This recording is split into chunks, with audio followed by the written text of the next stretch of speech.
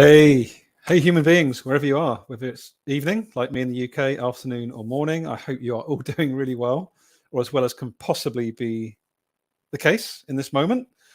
I'm going live to do one of my little decolonizing mindsets through generative listening. If you've not seen this before, you can check out in the post below, whether you're watching me now on YouTube or on LinkedIn. In the show notes below, you'll be able to find the context behind why I'm doing this. I'm doing it pretty regularly now. I had my first guest last week, which was so exciting. It's the incredible Trina Casey, such an amazing human being, so just wise. But hey, before I get into doing tonight's game, I'm just going to share one of the insights that came out of the last conversation with Trina. I hope that this works. It's a bit of a technical test for me.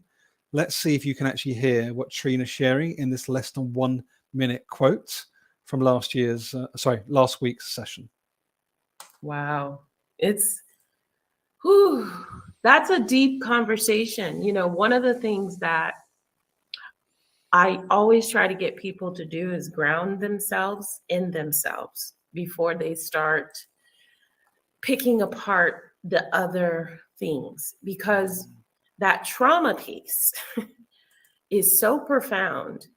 But a lot of times, because we are programmed in a patriarchal system to ignore our emotions, to ignore what I call the signposts and data to help us heal, grow, find our purpose and motivation and pathway for fulfilling life, to produce for other entities that don't have us in mind. You know, they don't care. I'm wondering if you're watching this live with me or you're watching this back, how does that less than 60 seconds wisdom and insight from Trina, you can find her at This Real Life Books on LinkedIn. I found it so profound and so important because my own personal journey over the last 7 years has been one of reconnection to myself, reconnection to people around me, and particularly understanding that the systems that sustain all of life are deeply interconnected, interdependent. And I didn't have that at a felt level until the last couple of years, since my incredible Samantha Sapaya started guiding me. So I'm just, that popped out. Trina and I connected because she watched me doing one of these, decolonizing our mindset through generative thinking. And there's many more insights like that where that came from. So let's get on with tonight. So to remind you, we have the Without Modernity pack of cards from decolonialfutures.net. And we have the wonderful My Thinking Environment Nancy Klein teacher, Jane Adshead Grant, her listening deck. Okay. So what I did is I made up a couple of months ago.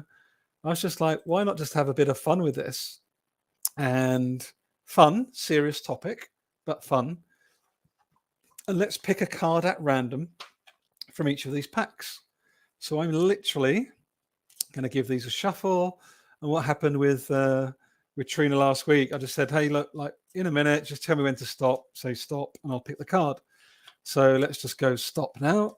And the card it's a listening principles card. Ooh.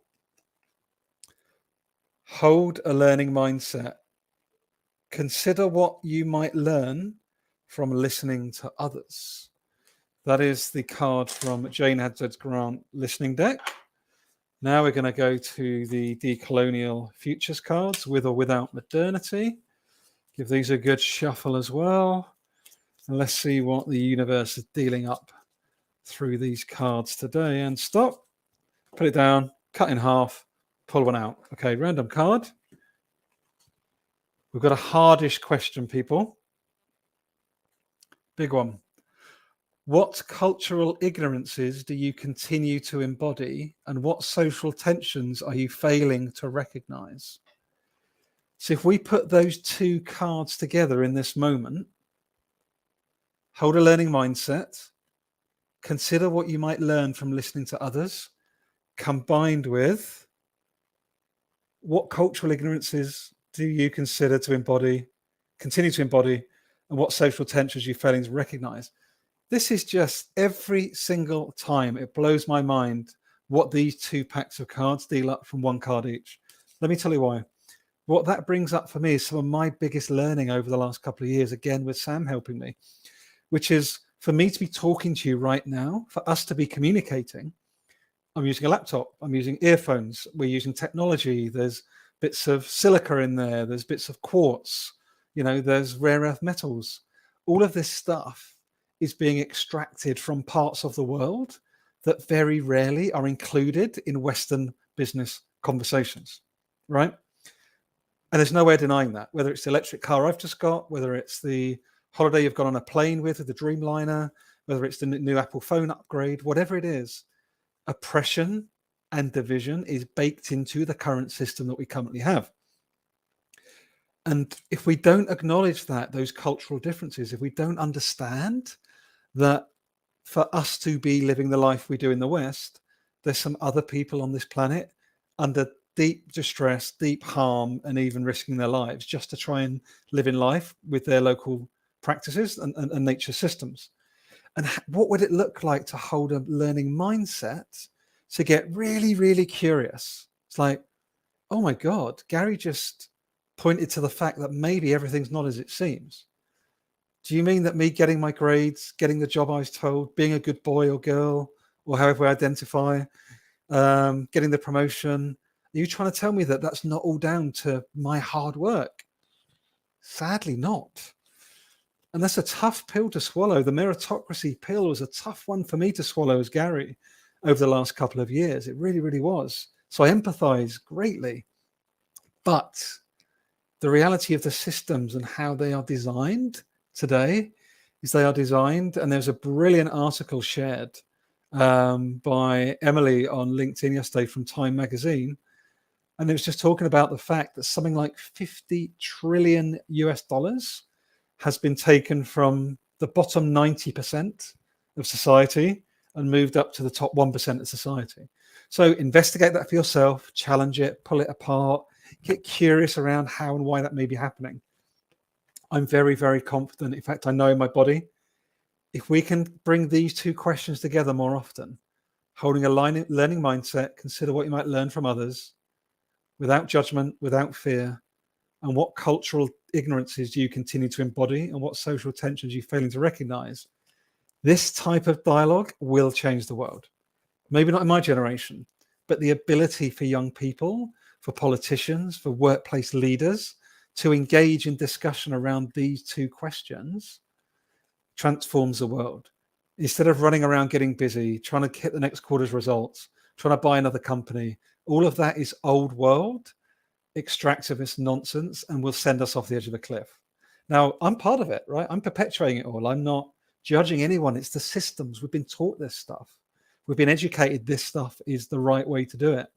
But as my friends at Possible Futures have explained, and that includes Anna Donardin, who's my incredible graphic designer. She's one part of the Possible Futures crew. Like, there's so much potentiality in every single one of us. In particular, there's so much to learn from those that are too rarely in the room. So that's my invitation from these 2 quick cards today. I keep on getting blown away by this game. It is a game, but it's a deep game and one that I invite you all to take part in. And honestly, if you're up for running some workshops around this wasn't my intention. I would love to come and hold space with you to explore some of these deeper questions within your organizational setting. Drop me a DM, Gary Turner Thinking Partner on LinkedIn. Be safe, stay well, but most importantly, stay super effing curious. Much love, one and all. Take care for now.